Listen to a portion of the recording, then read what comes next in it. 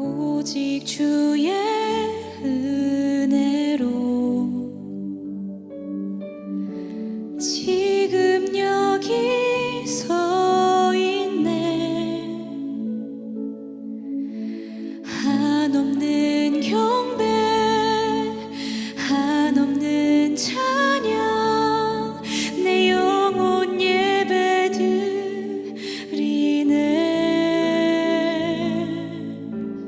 나를 위해 이 땅에 오신 주의 은혜, 십자가 고통 이기신 주님, 그 은혜 어찌 잊으리. 주인의 날 채우시네. 주인의 보게 하시네. 살아가는 동안 은혜로만 살린 십자가 은혜로. 마가복음 15장 25절에서 38절까지의 말씀, 오늘 4월 18일 우리 금요일 우리 큐티 본문 말씀입니다. 마가복음 15장 25절에서 38절, 제가 25절, 여러분 26절, 우리 38절은 우리 같이 한 목소리로 합독하시겠습니다. 25절 제가 읽습니다. 때가 제3시가 되어 십자가에 못 박으리더라. 그 위에 있는 죄패의 유대인의 왕이라 썼고, 강도 둘을 예수와 함께 십자가에 못 박으니 하나는 그의 우편에 하나는 좌편에 있더라. 지나가는 자들은 자기 머리를 흔들며 예수를 모욕하여 이르되, 아하, 성전을 헐고 사흘에 짓는다는 자여, 내가 너를 구원하여 십자가에서 내려오라 하고, 그와 같이 대제사장들도 서기관들과 함께 희롱하면서 서로 말하되, 그가 남은 구원하였으되 자기는 구원할 수 없도다. 이스라엘의 왕 그리스도가 지금 십자가에서 내려와 우리가 보고 믿게 할지어다 하며 함께 십자가에 못 박힌 자들도 예수를 욕하더라. 제6시가 되매 온 땅에 어둠이 임하여 제9시까지 계속되더니 제9시에 예수께서 크게 소리 지르시되 엘리 엘리 라마 사박다니 하시니, 이를 번역하면 나의 하나님 어찌하여 나를 버리셨나이까 하는 뜻이라. 곁에 섰던 자 중 어떤 이들이 듣고 이르되, 보라, 엘리야를 부른다 하고, 한 사람이 달려가서 해면에 신 포도주를 적시어 갈대에 깨어 마시게 하고 이르되, 가만두라, 엘리야가 와서 그를 내려주나 보자 하더라. 예수께서 큰 소리를 지르시고 숨지시니라. 함께 읽습니다. 이에 성소 휘장이 위로부터 아래까지 찢어져 둘이 되니라. 아멘. 십자가 그 본질을 담아내다라고 하는 제목으로 오늘 성금요일 우리 고난주간 특별 새벽 기도회 오늘로 마지막으로 함께 말씀을 나눕니다. 오늘 예수님이 마침내 십자가에 못 박혀 돌아가신 날입니다. 오늘의 시간으로 따지면 오전 9시에 십자가에 달리셨다가 오후 3시에 운명하시게 되죠. 총 6시간 동안 십자가에 달려서 물과 피를 다 쏟으시고 저와 여러분들을 마침내 구원하신 은혜의 하루이기도 합니다. 오늘 우리가 읽었던 이 본문의 말씀은 예수님이 십자가에 못 박히셨을 때에 그를 조롱하고, 그리고 그가 정말로 하나님의 아들이다라고 한다면 그 고통을 뚫고 그 십자가에서 내려오라고 조롱하는 수많은 사람들의 목소리가 사실 오늘도 우리의 귓가에 들립니다. 아마도 우리가 그 자리에 있었다면 아마 예수님을 향해서 제발 내려오셔야 되지 않겠냐고, 예수님이 정말 하나님의 아들이라고 하는 내가 갖고 있는 그 믿음을 지금 당장 이 많은 사람들에게 좀 보여달라고, 그래서 그 믿음에 대한 확고한 나의 의지가 많은 사람들에게 드러낼 수 있는 그러한 시간이 되게 해달라고 아마 우리도 예수님을 바라보며 많은 이들과 함께 내려오라고 얘기했던 사람 중에 한 사람이 아마 충분히 될 수 있을 것입니다. 그럼에도 불구하고 우리 예수님은 그 십자가에서 내려오실 수 있는 능력과 권세와 권위가 있으셨음에도 불구하고 예수님은 끝까지 그 십자가에 내려오지 않고 죽음으로써 십자가의 승리를 이루신 것을 보게 됩니다. 우리가 십자가에 못 박히신 예수님을 보면서 우리가 착안해야 할 한 가지 중요한 포인트가 있습니다. 여러분, 예수님을 그렇게 고통과 아픔의 그 십자가 안으로 내몰았던 사람들이 누구겠는가라는 것이죠. 그리고 그 예수님을 십자가에 내몰고 그리고 그 십자가에서 죽게 했을 때에 가장 좋아할 사람은, 가장 좋아할 존재는 과연 누구였을까라는 것입니다. 우리는 보통 예수님이 십자가에 돌아가셨을 때에 가장 좋아했을 존재는 다른 누구가 아니라 바로 사탄이 아니었을까 이렇게 생각을 하죠. 왜냐하면 사탄의 하나님의 원수이기도 하였기 때문입니다. 그런데 여러분, 가만히 성경을 들여다보면 실상 예수님이 십자가에 못 박혀 돌아가신 이 사건을 가장 기뻐했던 존재는 사탄이 아닙니다. 예수님이 십자가를 져야 되겠다라고 했을 때에 그 십자가의 지심을 필사적으로 막았던 존재가 사실은 사탄입니다. 자, 예를 들어서 여러분, 예수님이 공생애를 시작하기 전에 사탄이 예수님을 시험합니다. 그 광야에서 시험 중에 3가지 시험을 하게 되는데 그 3가지 시험 중에 마지막 시험을 혹시 기억하십니까? 예루살렘 성전 꼭대기에 예수님을 데리고 올라가서 그 성전 꼭대기에서 네가 뛰어내려라. 그것으로 인해서 네가 하나님의 아들 메시아라는 것을 증명해봐라. 수많은 사람들이 그때야 비로소 정말로 예수라고 하는 저 사람이 하나님의 아들이구나 라고 하는 것을 드러낼 수 있다라고 유혹합니다. 그러면서 사탄이 했던 이야기가 네가 만약에 하나님의 아들 메시아라면 이 성전에서 뛰어내릴 때에 하나님이 천사를 보내서 네 발이 땅에 닿지 않도록 너를 보호하실 것이다 라고 이야기를 합니다. 그런데 여러분, 가만히 생각해 보시겠어요? 그 사탄의 말이 맞습니다. 그렇게 사탄이 했던 이야기가 100% 맞습니다. 이유는 뭐냐면 예수님이 그 성전 꼭대기에서 뛰어내려서 죽으시면 안 돼요. 그렇게 죽으시면 안 된다는 겁니다. 왜냐하면 예수님은 십자가에서 죽으셔야 되기 때문입니다. 따라서 성전 꼭대기에서 떨어지면 당연히 하나님께서 천사를 동원하셔서 예수님을 죽게 하지 않으시지요. 왜냐하면 하나님의 구원의 계획 속에 예수님은 성전에서 뛰어내려서 그렇게 허무하게 죽을 인생이 아니었기 때문이다라는 겁니다.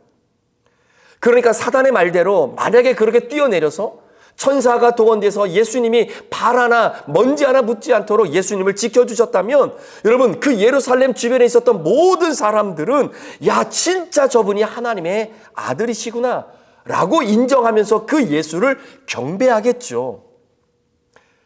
그러니까 사탄은 예수님을 향해서 너를 증명해라, 네가 어떤 존재인지 끊임없이 드러내라, 그렇게 부추기고 있는 가운데서도 예수님은 스스로 내 정체를 숨기고 있는 겁니다. 아직 정체를 드러날 때가 아니기 때문이죠.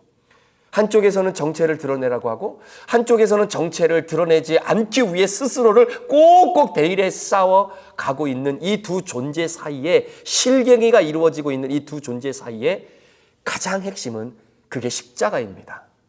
그게 십자가입니다. 여러분, 예수님이 십자가에 못 박혀 돌아가시기 전, 그러니까 이 사탄의 유혹에 넘어질 수도 있었던 바로 그때, 그러니까 예루살렘에는요 엄청난 인파가 몰려 있는 겁니다. 물론 매일매일 제사를 드려야 되는 그런 인파로도 몰려 있지만 당시에 이 헤롯 성전이 얼마나 휘황찬란한 건물이었는지 전 세계에서 그 건물을 보기 위해서 관광차 오는 사람들이 미어 터질 만큼 정말로 인파가 구름대처럼 몰려 있었던 바로 그런 현장입니다. 물론 이방인들은 그 예루살렘 이 성전을 겉에서만 보지요. 안으로는 못 들어가지요. 들어갈 수 없으니까. 자, 그럼에도 불구하고 예루살렘 성전 주변에는 꽉꽉 차 있었던 바로 그 순간입니다. 그러니까 여러분 상상을 해보세요. 거기서 예수님이 뛰어내린다? 그리고 하나님께서 천사를 동원해서 예수님을 보호하신다? 그 순간 예수님은 100% 경배를 받으시는 겁니다. 핍박을 받는 것이 아니라 경배를 받는 사람이 되는 겁니다. 그리고 모든 사람의 인식 속에 진짜 하나님의 아들 메시아라고 하는 인식이 팍팍 꽂히게 되는 겁니다. 그러면 그런 하나님의 아들을 누가 목숨 내걸고 저 사람을 십자가에 못 박아야 된다고 말할 사람이 누가 있겠느냐라는 것이죠. 못 죽입니다. 자, 예를 들어 우리나라 한번 보시겠어요? 이제 우리나라도 대통령을 새로 뽑아야 되는 상황인데 여러분, 정권이 교체될 때마다 진짜 거의 다 그랬던 것 같아요. 물러나는 대통령은 사람들이 십자가에 못 박을 수도 있겠다라고 생각하지만 이제 막 새롭게 정권을 출발하는 대통령은 누구도 못 건듭니다. 건들고 싶어도 건들 때가 아니에요. 모든 것들이 끝나고 이제는 그 자리에서 내려오게 되면 그때야 비로소 뭐 하나씩 하나씩 건들기 시작하잖아요. 그러니까 여러분, 퇴임하는 물러나는 대통령은 십자가에 못 박을 수 있는데 이제 막 정권을 가지고 새롭게 출발하는 대통령은 못 건듭니다. 그러니까 누가 새로운 대통령을 십자가에 못 박겠다라고 그렇게 목소리를 내는 사람이 어디 있겠습니까? 그러니까 마찬가지예요. 사탄의 의도대로 예수님의 정체가 드러나게 되면 예수님이 실제로 정권을 잡게 되는 겁니다.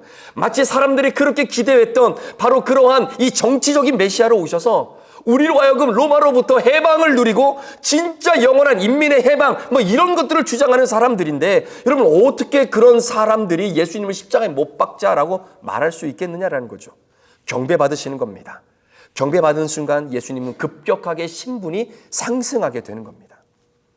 만천하에 예수님이 하나님의 아들이라는 것이 밝혀지게 되는데 누가 감히 메시아를 십자가에 못 박자라고 말할 수 있겠는 거냐? 불가능합니다. 그런데 여러분, 못 박음이 사라지면 구원도 사라진다라는 거예요. 못 박음이 사라지면 구원도 사라지는 겁니다. 그러니까 우리의 신앙생활의 싸움은 이 싸움입니다. 내가 경배를 받을 것이냐, 아니면 내가 못 박혀 구원을 얻을 것이냐. 이 두 가지의 사이에서의 사실은 싸움이 우리의 신앙의 여정입니다. 여러분들은 경배를 받고 싶으십니까? 아니면 못 박히고 싶으십니까? 예수님의 재판 과정을 보면 참 이상한 부분이 하나가 나옵니다. 이게 예수님께서 십자가를 향해 직진했던 그의 사역과도 굉장한 연관성이 있는데요. 마가복음 14장 우리가 함께 큐티했던 내용입니다. 예수님께서 이제 재판을 받기 위해서 군사들에 이끌려서 대제사장의 뜰에 도착을 하게 됩니다. 이때 대제사장들의 무리들이 예수님을 십자가에 처형시키기 위해서 많은 증인들을 데리고 옵니다. 마가복음 14장에 그 내용이 나오는데 성경에는 많은 증인들이라고 표현되어 있어요. 혹시 기억하십니까? 구약 성경 신명기의 말씀에 보면 하나님께서 모세에게 주신 굉장히 중요한 법 하나가 있습니다. 그것이 무엇과 관련된 법이냐면 증인과 증언에 대한 법입니다. 그러니까 예를 들어서 어느 한 지역의 한 사람이 죄를 졌습니다.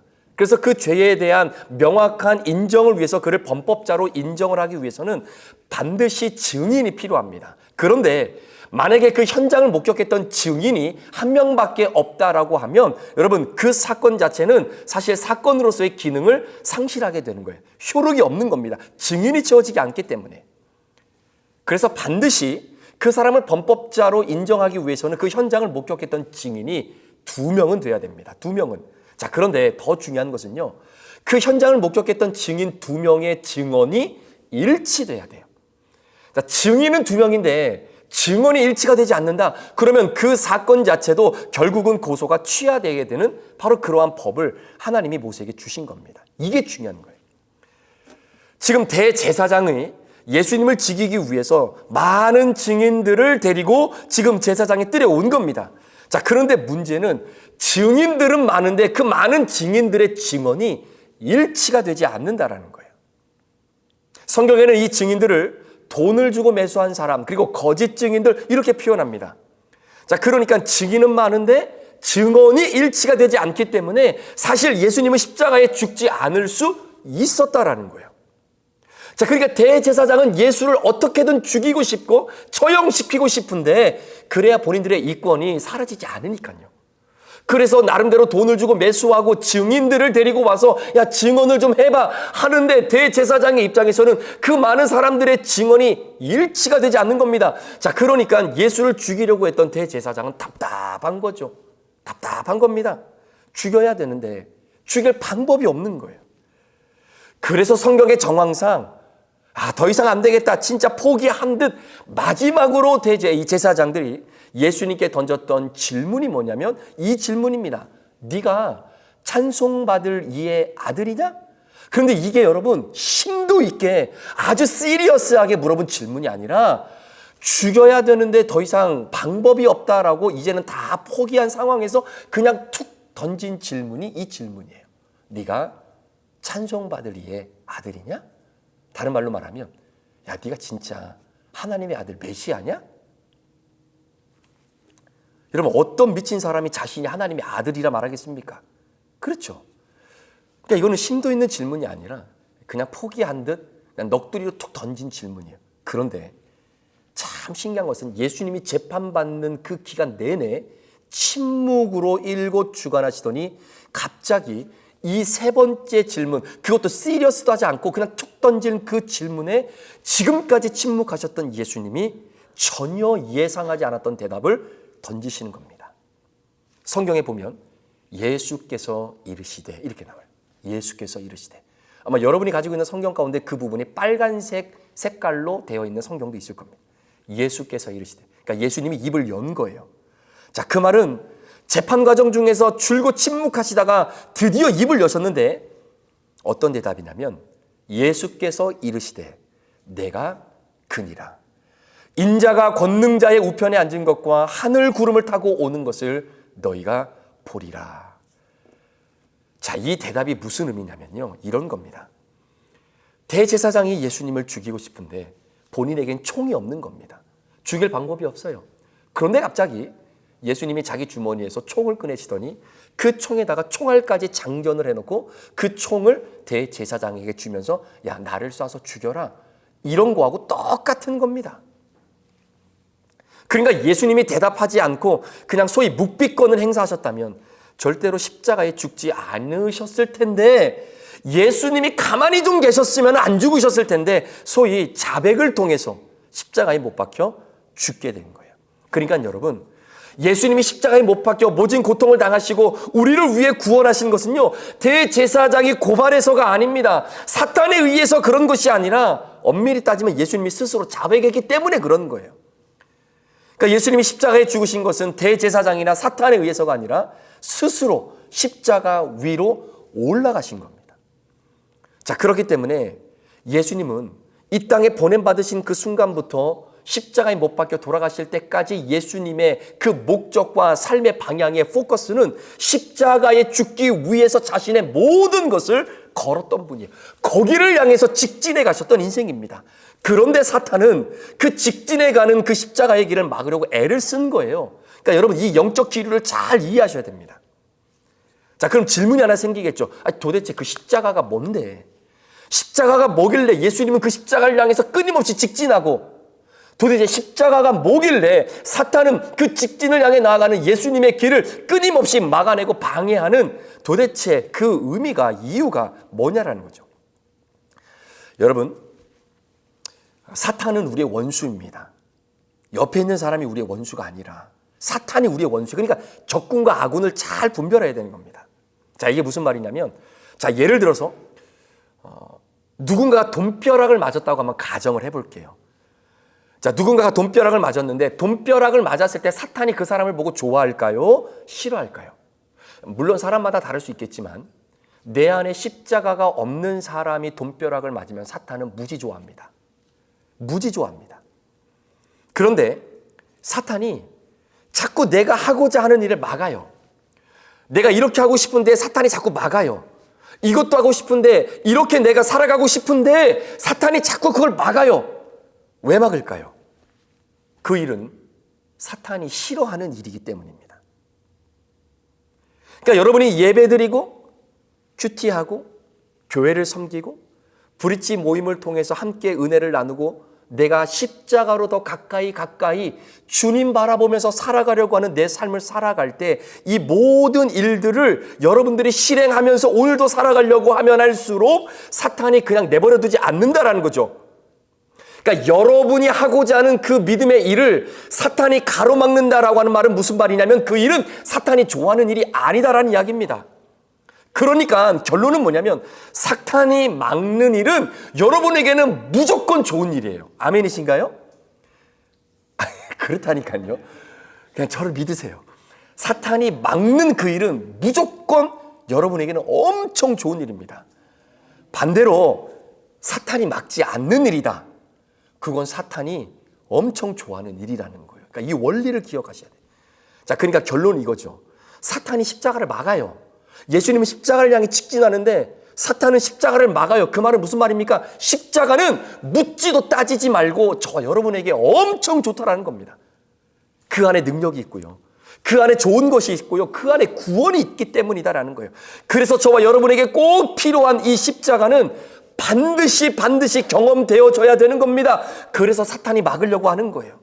십자가로 가까이 가지 못하도록 막는 겁니다. 이게 지금도 사탄이 성도들에게 하는 짓이라는 거예요. 그러니까 이 영적인 흐름을 여러분들이 잘 기억하시면서 내가 하고자 하는 일, 그러니까 이런 거죠. 내가 주일날 피곤해도 예배에 나와서 주님께 예배 드려야 되는 거, 이거 하나님이 기뻐하는 것인데 내가 져야 될 십자가인데 사탄은 막는다라는 거예요. 막아서 못 가게 한단 말입니다. 못 가게 했을 때에 그래, 이게 하나님의 뜻이야, 이게 아니다라는 거예요.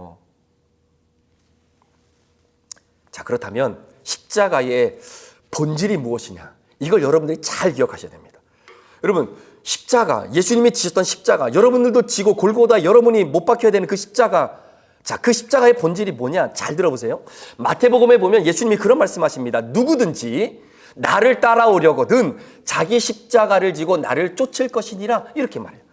누구든지 자기 십자가를 지고. 자, 그런데 여러분, 이 구절이요, 십자가라고 하는 본질을 해석하는 데 있어서 굉장히 결정적인 단서를 제공하는 구절입니다.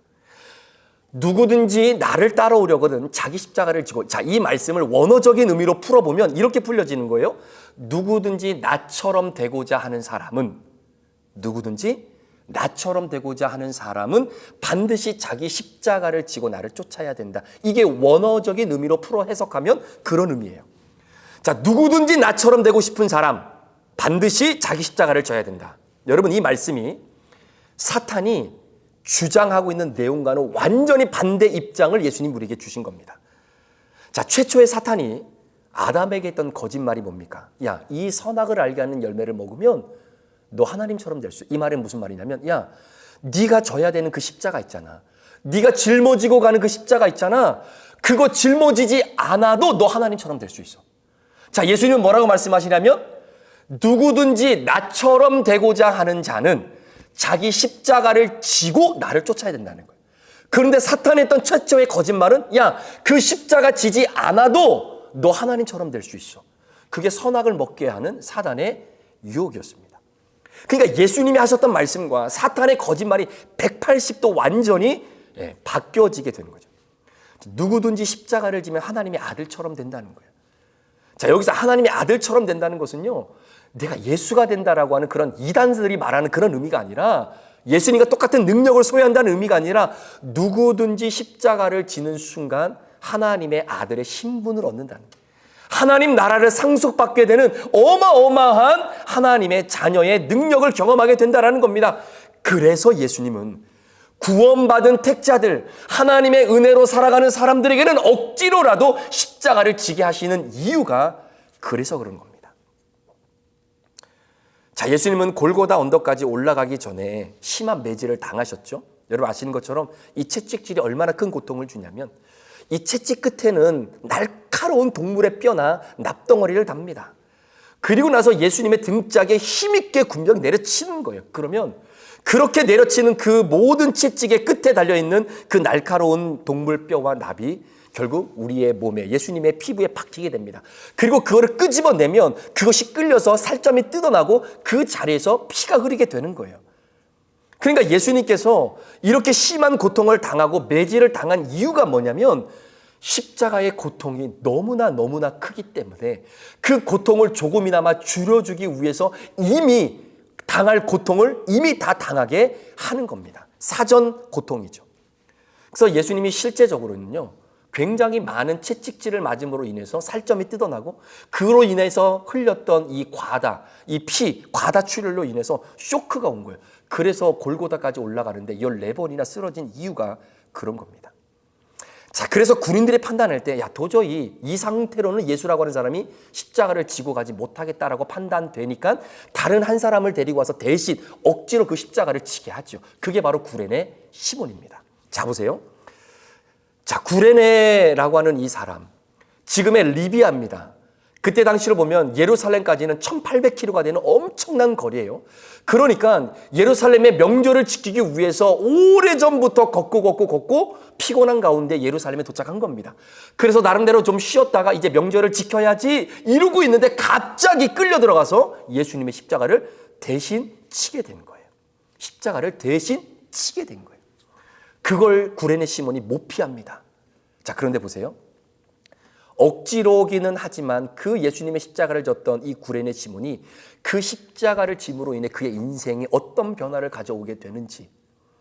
자, 오늘 본문은 아니지만 어제 우리가 읽었던 본문 그리고 마가복음 오늘 본문 그 이전의 내용에 보면 이 구레네 시몬을 누구라고 소개하냐면 알렉산더와 루포의 아버지 시몬 이렇게 표현합니다. 알렉산더와 루포의 아버지가 바로 이 구레네 사람 시몬이라고 하는 거죠. 자, 그런데 성경에 보면요, 한 사람을 소개할 때 이렇게 누구누구의 아버지 이렇게 표현하는 거는 별로 잘 드러나지 않습니다. 누구의 아들이다 뭐 이런 거는 표현되어 있지만 이 사람이 누구누구의 아버지다라고 하는 표현이 예사롭지 않은 표현이다라는 거예요. 그런데 로마서 16장에 보면 사도 바울이 이제는 이 모든 이 선교 사역을 마치고 나서 자신을 도와줬던 믿음의 동역자들이 있잖아요. 그 동역자들의 이름을 하나씩 열거를 하면서 이들에게 고마운 마음을 표현하는 내용이 로마서 16장 끝에 나옵니다. 그 동역자들 안에 어떤 표현이 나오냐면 이런 표현이 나와요. 주 안에서 택하심을 입은 루포와 그의 어머니에게 문안하라 라고 이야기합니다. 주 안에 택하심을 입은 루포와 그의 어머니에게 문안하라. 그의 어머니는 곧 내 어머니다. 이렇게 사도 바울이 고마운 마음을 표현한 사람 중에 한 사람이 바로 루포와 그의 어머니에게 문안하라는 거예요. 자, 그러니까 루포를 어떻게 소개합니까? 구레네 시몬의 아들 루포라는 거예요. 그러니까 로마서 16장에 나오는 주 안에서 택하심을 입은 루포라고 하는 이 사람이 구레네 시몬의 아들이라는 겁니다. 그러니까 루포라고 하는 이 아들은요, 아버지가 본의 아니게 예수님의 십자가를 대신 진 겁니다. 그것도 억지로 그 십자가를 진 거예요. 그런데 그 십자가를 아버지가 졌더니 그 아버지의 아들을 성경은 뭐라고 표현하냐면 하나님 안에서 택하심을 입은 루포라고 고백하는 거예요. 하나님의 택하심 앞에 은혜를 입은 사람. 그러니까 하나님께서 예수를 통해 지게 하셨던 그 십자가가 구레네 사람이라고 하는 그 한 사람의 운명만 바꿔놓은 것이 아니라 그의 자녀의 운명까지도 바꿔놓았다라는 사실. 십자가를 지고 루포는 택정함을 입은 사람이 되었다라고 성경은 증거하고 있는 겁니다. 그러니까 여러분, 십자가는요, 사람의 운명을 바꾸면서도 동시에 가게에 흐르는 저주를 끊어내는 놀라운 능력이 바로 십자가라는 사실입니다. 여러분, 이스라엘 백성들이 출애굽을 할 때 400년 동안 종살이를 했잖아요. 그런데 우리는 400년 동안 종살이 하다가 너무 힘들어서 이제는 애굽을 뛰어나올 때 이 사람들이 뒤도 돌아보지 않고 굉장히 쉽게 나올 수 있었겠다 이렇게 생각을 하는데 한번 제가 깜깜히 생각해 보니까 그게 아닐 수도 있을 것 같아요. 여러분 보세요. 지금의 중동 지역, 뭐 지금도 마찬가지지만 중동은 농업국가가 아닙니다. 물이 없어요. 그 나라들은요, 지하 자원으로 먹고 사는 나라들입니다. 그런데 그렇게 척박하고 광활한 그러한 이 땅 가운데에 유독 농업을 해서 삶을 연명해 나가며 살아가는 나라가 딱 하나입니다. 그게 뭐냐면 바로 나일강을 끼고 살아가고 있는 이집트라고 하는 나라예요. 그러니까 이집트라고 하는 나라는요, 다른 주변에 이 중동에 있었던 지역하고는 정말로 상상할 수 없을 만큼의 지상 낙원과도 같은 바로 그러한 땅이었습니다. 그러니까 그렇게 아름답게 먹기 살기 편한 곳에서 노예로 사는 것이 천지가 사막이고 광야인 나라에 가서 귀족으로 사는 것보다 이스라엘 백성들이 그게 훨씬 낫다라는 거예요. 예를 들어서 여러분, 이게 시카고처럼 대도시에 살다가 진짜 장 한번 보려면 20분, 30분 아니면 40분 차를 타고 가서 장을 봐야 되는 그런 시골에 들어가서 산다라고 한번 생각해 보세요. 아니, 우리 조금만 이 서버브만 벗어나도 주변에 진짜 360도 이 옥수수하고 콩밥밖에 없는 이런 곳에 한 곳에 여러분이 들어가 산다라고 한번 생각을 해 보십시오. 살 수 있으시겠습니까? 뭐하고 사시겠어요? 살면야 뭐 살 수 있겠지만 여하튼 그러니까 대도시에 살다가 시골 동네로 이사 가서 살아라 못 삽니다. 제가 만약에 처음에 유학을 왔을 때 이렇게 대도시로 유학을 왔잖아요. 그리고 나서 공부를 마치고 예를 들어서 다음 과정이 뭐 결정이 됐는데 그 학교가 진짜 뭐 시골 한복판에 있는 학교였다. 그러면 아마 제가 선택하는데 굉장히 고려했을 겁니다. 어떻게 살겠어요? 우울증 걸리지 거기 가서 살면은. 근데 감사하게도 처음 유학 온 학교가 시골이었어요. 모든 게 다 시골입니다. 그러니까 이렇게 대도시로 와서 살아도 이게 되는 거예요. 근데 대도시에서 살다가 저 시골에 있는 학교로 가서 공부를 한다. 결국 못 마치고 온 가정들이 있습니다. 그런 목사님 실제 가정이 있어요. 자, 이렇게 애굽을 떠나서 사는 것이 쉽지 않았던 상황에서 어떻게 400년이나 흘렀어도 이스라엘 백성들이 애굽에서 단시간에 빠져나올 수 있었는가? 그게 가능할 수 있는 이유가 뭐겠는가? 한번 잘 들어보세요. 여러분, 요셉이 애굽의 국무총리로 있었을 때입니다. 식구들을 다 애굽으로 데리고 오지요. 그때에 야곱과 바로가 딱 만났을 때 바로가 야곱의 식구들에게 제안했던 것이 뭐냐면 너희들이 원하는 땅에서 살으라는 거예요. 너희들이 봤을 때에 가장 좋은 땅이라고 생각하는 그 땅을 선택하면 내가 그 땅에서 살 수 있게 해주겠다는 겁니다. 그만큼 바로의 선대를 받은 겁니다. 그만큼 요셉의 입지가 굉장히 좋았던 때였어요. 그래서 이스라엘 백성들이 고센이라고 하는 지역을 선택합니다. 자, 보세요. 고센이라고 하는 지역에서 이제는 살아야 되는데 그들이 뭐하고 삽니까? 농사 짓고 삽니까? 뭐하고 살던가요? 소, 양, 돼지? 돼지는 아니죠. 소, 양. 그러니까 목축업을 하면서 살아요. 목축업. 자, 그런데 요셉이 굉장히 의미심장한 이야기를 합니다. 뭘 이야기하냐면 애굽 사람들은 목축하는 것 자체를 혐오하는 민족이라는 거예요. 그래서 목축을 안 해요. 그러니까 애굽 사람들이 목축을 안 하니까 그래서 우리가 목축을 해야 된다는 겁니다. 여러분, 이 원리가 무슨 논리일까요? 저 사람들은 목축을 싫어하고 혐오하는데 그러니까 우리가 목축을 하면서 삶을 연명해야 됩니다. 이렇게 이야기하는 거예요.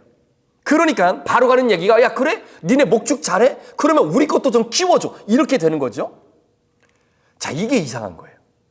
애굽 사람들이 하기 싫어하고 애굽 사람들이 혐오하는 거니까 그러니까 우리가 그 직업을 가지고 해야 된다. 자, 이게 무슨 의미겠느냐라는 거죠. 여러분, 요셉이 애굽의 총리로 있을 때 애굽 사람들은요 이스라엘 백성들과 그래도 친하게 지내고 싶었거든요. 왜냐하면 이 요셉의 지위가 있었기 때문에, 입지가 있었기 때문에 그렇습니다. 그래서 이스라엘 백성들이 목축을 해도 그렇게 혐오스러운 일을 하고 있는 이스라엘 백성들이기는 하지만 그래도 좀 부담스럽지만 그래도 어떻게든 잘 지내보려고 애를 썼던 생각들이 있었던 때가 있었어요. 그런데 문제는 요셉이 죽고 난 이후에 요셉을 알지 못했던 바로가 정권을 잡기 시작하면서 애굽 사람들도 이전과는 달라지는 겁니다. 목축업을 하는 이스라엘 백성들을 비하하기 시작하는, 무시하기 시작하는 것. 인간 취급하기 시작하지 않습니다. 거의 쌍놈 취급하는 거나 마찬가지입니다. 마치 조선시대에 백정하고 있는 사람들을 바라보면서 인간 취급도 안 했던 그런 시각과 그런 분위기를 완벽하게 180도 바꿔나가는 거예요. 상종하기도 싫고 상종해서도 안 되는 사람들이라고 하는 그러한 기류가 요셉이 죽고 난 다음에 정권이 바뀌고 나서 완전히 바뀌어버리는 겁니다. 그러니까 여러분, 자연스럽게 애굽이라고 하는 한 나라에 두 부류의 사람들이 나누어지는 거예요. 물과 기름인 겁니다. 두 민족이 이전에는 좀 섞일 수 있을 것 같았는데도 불구하고 이제는 점점 갈라지면서 이제는 물과 기름으로 완전히 섞일 수가 없는 거예요. 그러니 노예로 산 이스라엘 민족이기에 여러분, 갑과 을이 완전하게 뚜렷하게 나타나기 시작을 하는 겁니다. 그러니 자연스럽게 이스라엘 백성들 상황 속에서는 애굽 사람들을 바라볼 때 어떤 마음입니까? 정내미가 뚝뚝 떨어지는 거예요. 뚝뚝 떨어지는 겁니다. 그러다가 하나님이 때가 되어 모세를 통해 이스라엘 백성들을 애굽에서 건져내야 되겠다라고 하는 그 하나님의 때가 찾아왔을 때 이스라엘 민족이 400년이라고 하는 시간을 살았음에도 불구하고 뒤 한번 돌아보지 않고 광야로 빠져나올 수 있었던 이유가 바로 목축업이에요. 목축업. 그러니까 요셉이 이걸 본 겁니다. 당시 애굽 사람들이 정말로 혐오하고 감당하기 싫었던 바로 그 목축업이라고 하는 십자가를 같은 민족 사람들에게 던져주고 이거 같이 지고 가자라는 거예요. 비록 목축업을 함으로 말미암아 왕따당하고 무시당하고 손가락질 받고 살아도 이 목축업이라고 하는 십자가를 끝까지 지고 갈 때 훗날 이 십자가로 인해 애굽을 떠나 하나님이 인도하시는 구원의 여정을 하나님의 민족으로서 택자로 걸어갈 수 있는 기회가 주어진다라는 거예요. 그게 이스라엘 백성들이 지고 가야 할 십자가였습니다. 사랑하는 여러분, 오늘 여러분이 지고 가는 십자가는 어떤 십자가입니까? 여러분 기억하셔야 됩니다. 사탄이 좋다고 여기면서 여러분을 막지 않는 그 일은 십자가가 아니에요. 그게 십자가가 아닙니다. 그러나 사탄이 목을 내놓고 막으려고 하는 그 일, 그게 여러분이 짊어지셔야 할 십자가입니다. 그게 용서일 수도 있고요. 그게 감사일 수도 있고요. 그게 하나님 앞에 내 물질과 시간과 마음을 드린 헌신일 수도 있고요. 오늘도 주어진 하루의 삶 가운데에 거룩을 위해서 살아가는 여러분들의 몸부림침일 수도 있고, 그리고 사랑할 수 없는 사람을 주의 사랑으로 품어내는 바로 그 결단이 오늘도 사탄이 싫어하는 것이기에 그것이 여러분들이 짊어지고 가야 할 십자가가 아니겠습니까? 그 십자가로 인해 궁극적으로 하나님의 나라를 상속받게 되고 놀라운 은혜를 경험하게 되는 것입니다. 그 십자가를 끝까지 지켜주셨던 그 예수님의 죽음, 그 죽음을 오늘 우리가 저녁에 같이 함께 예배드리고, 또 그분이 그렇게 우리를 위해 십자가를 지셨던 그 모습을 다시 내 모습과 비추어 보면서 내게 주어진 내 십자가를 내가 지고 예수님처럼 되기 위해 하나님의 아들로서의 신분을 다시 한번 믿음으로 바라보는 그 여정을 오늘도 우리가 함께 걸어가는 하루가 되기를 원합니다. 오늘 하루의 삶 가운데에 바로 이 십자가 그 본질을 여러분의 인생 가운데 담아낼 수 있는 그런 은혜가 저와 여러분 가운데 있기를 주의 이름으로 축복합니다. 기도하시겠습니다. 오직 주의 은혜로 지금 여기 서 있네. 한없는 경배, 한없는 찬양, 내 영혼 예배 드리네. 나를 위해 이 땅에 오신 주의 은혜, 십자가 고통 이기신 주님, 그 은혜 어찌 주리. 주네 날 채우시네. 주네 보게 하시네. 살아가는 동안 은혜로만 살림 십자가의 아멘. 주네 주네 날 채우시네. 주네 보게 하시네. 살아가는 동안 은혜로만 살림 십자가의 한 번 더 고백합니다. 주네 날 주시네. 주네 날 채우시네. 주네 보게 하시네. 살아가는 동안 은혜로만 살림 십자가의 은혜로. 주네 날 채우시네. 주네 보게 하시네. 살아가는 동안 은혜로만 살림 십자가의